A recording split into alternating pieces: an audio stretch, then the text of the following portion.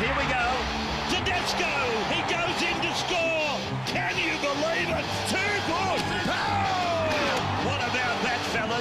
Kalen Ponga, you're a superstar. Pass to Jericho away. Another one in the corner. Wow, it's an amazing individual try. Beach 1, beach 2. Beautiful stuff. An excellent gasser of a try. They're back in business. Chicken's going to win the game, is he? This is electric. Oh, this kid. Oh, put down the glasses. They've defended their title. The Roosters have won it. They are the champions. Hello and welcome to the Sunday Footy Show. It is great to have your company. Thank you very much for joining us. As usual, we have a huge show coming up. Shortly, we head to Auckland to speak to the Warriors CEO about the shock sacking of Stephen Kearney. Queensland hardman Jai Arrow joins us live, as does Friday night hero Nathan Cleary. We deep dive into last night's epic Eels and Roosters blockbuster. And we have an emotional story on Raiders fullback Chance Nickel-Klokstad's young life. It's such an incredible story. His resilience is just mind-blowing. The footy news just keeps coming, and the journos, of course, are here to dissect it.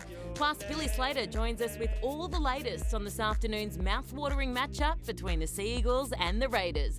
Get comfortable. It's an action-packed 2 hours coming up. That it is. It's also the Beanie for Brain Cancer round as well, raising funds for the Mark Hughes Foundation, which is trying to get a cure for brain cancer. So we'll talk about that a little bit later on. A very good morning, Peter Sterling. That's a big show, Erin. Good morning. Oh, Galen, it is quite a mouthful. Well, We'll give it a red hot crack, Sterlo. And Freddie, Good nice morning. to see you. Yeah, you too. Sunday salute, Brian To'o. Absolutely. Been a bit of debate about Brian's weight lately. So it started with Billy Slater saying he was only 82 kilos, and Gal and I got in on the debate. Brian To'o has actually heard about it, and he's come in to confirm what he actually weighs. Here's some footage from Brian at training. You ready? Hey, Freddie, have a look at these puppies. Bizza, Freddie wants to know how much you weigh, mate. Let's see. Ooh. He's not 84, Freddie. Ain't water, baby. It ain't water, baby. You got another try on the weekend. She's definitely not water. The one thing we do have to find out is how old he is. on his NRL website, it's got unknown. So that's the next question. You've got to find that one out for us, Freddie. All right, That'll be next week's The salute. sleuth is onto it.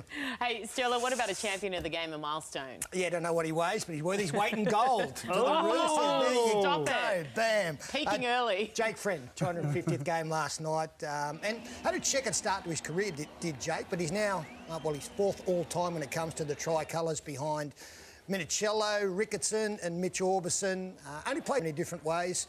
So he's come a long, long way from what was, as I say, not the best start to his NRL career, but he's turned things around. Absolutely. He's been a machine for the Roosters. If anyone has adapted to the new rules, it's him. And also the co-captain, Boyd Cordner, got his own milestone, 50 tries for the So well done, Boydo. So the captains... There you go. Did I take you? No. I'm wondering whether Jake Friend will play Origin this year, Freddie. It'd be interesting. Mate, his form is the best it's ever been. And just the way he's controlled the ruck and the speed and been able to get over, and his players respecting his time, I think him more than any other player actually has benefited from the rule change. And, Sam Verrills is, he was most surely their number one hooker by the end of last season. And, even Sam Verrills is getting very little game time at the moment just because Friendy's playing so good. I want to talk a bit more about Jake Friend when we do the para. Absolutely. Well, it was heartbreaking last year. He was the number one in contention for Origin and had that injury, so he deserves his shot. Gal, what about you? You had a bit of a sleepover. I did. Mine's to everybody who took... For charity. Charity, Freddie. Mine's to everybody who took part in the Vinnie's sleep out on Thursday night, over $5.5 million raised. So terrific effort by everyone, and it is a big ask, let me tell you. I was part of it. I raised about $1,500 and well done. So tell us, so you slept, what, in just a backyard? In the backyard, yeah, over in Bondi, and it was cold. And look, it was an eye-opener. It was a real eye-opener. It was extremely tough. He's been out there before, but usually in the doghouse. It's a little bit different. A little bit different. Okay, well, congratulations, Galen, to everyone else who took part. Okay, we're less than 4 rounds into the competition, and already let's take a look at the results. And Thursday night, well, the Broncos just couldn't repeat the effort of last week where they were improved. The night's too good for them.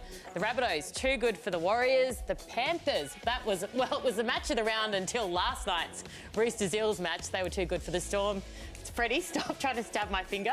The Dragons, well, they got their second win in a row, though, over the Titans. The Cowboys, they lost to the Tigers. What a first half that was.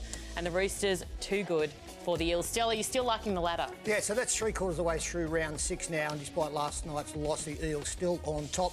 Knights, Panthers and the Roosters, don't forget they lost the first 2 games of the season into the top 4. Raiders can go to second. They're part of our television game against the Seagulls, our coverage from 3 o'clock this afternoon. Storm and Rabbits, I think that will actually be the top 8, which puts pressure on these 8 sides that aren't there at the moment. Tigers, Cowboys, Dragons, they've moved up to 11th after 2 straight wins. Warriors, new coach on board, or an interim coach that is. The Sharks and the Bulldogs played the other game this afternoon, and the Titans just the 1 win. Do you guys agree that's the 8 that we've got, the top 8? The only team I didn't have in my top 8 at the start of the year from Sterlos would have been South Sydney, just on their probably lack of depth in the forward pack. But the other teams down the bottom part of the 8 need to get a move on. It's a shortened season, as we know, but that'd be the only team I could see falling out of the 8. South's got a great test this week playing against Penrith. Their last 2 games where they've scored some great tries has been the Titans and who they play on the weekend? The Warriors. Gold Coast. Warriors and the Titans they've played the last 2 weeks. Yeah. So not the best defences. So I think they get a really good test against Penrith next week. And I thought the bottom 8 teams pretty much played each other. And what had happened, I thought, out of the losers there, they're just nearly ticking their season off. So I think the Titans, the Warriors, the Cowboys, and who else? Maybe we get a game today out of the Bulldogs play today. We'll see how they go. There's a gulf between the best and the weaker sides this year. OK, now time for a hit of all the rugby league news. There's always plenty. It's a very good morning. Jake Duke. Good morning to you, Erin. I want to start with the Warriors' shock axing of Stephen Kearney because he will leave the team's base on the Central Coast today after being delivered that devastating news over the phone. And their new interim head coach, Todd Payton, spoke to the media this morning and he talked about how devastating it's been for the group. Have a listen. Yeah, a weird 24 hours and just something that, has been rolling around my head, trying to process myself. And it's almost like we've had a death in the family. It was a really strange atmosphere yesterday. And then when he told the players yesterday, there were some very upset individuals. Steve was quite upset, as were many of us. So, it was a tough few hours. No, it doesn't help the situation at the moment, but, it is what it is. And as cold as it sounds, we need to move forward. Now, Warriors CEO Cameron George will be on the show in a little bit to talk more about Kearney's axing, but I want to turn to last night's blockbuster between the Eels and the Roosters because it was the game of the season so far, and Roosters coach Trent Robinson says even he's excited about watching his team at the moment. They grabbed their 4th straight win since the COVID break. I'm enjoying watching them play. Like, I woke up this morning as a coach sort of going, OK, I can't wait to watch tonight.